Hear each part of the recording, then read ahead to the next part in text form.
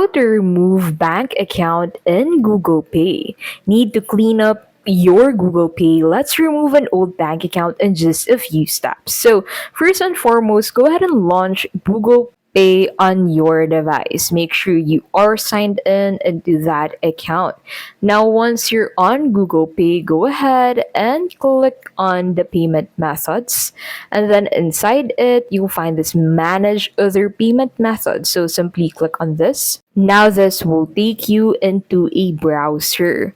So on this browser page, you will find the payment methods you have registered for your Google Pay account. So simply select the bank account that you want to remove from this list. Click on it, and then inside it, scroll down and you'll find this remove payment method button. So simply click on this to remove this payment method from your Google Pay, and that is how to remove bank account in Google Pay.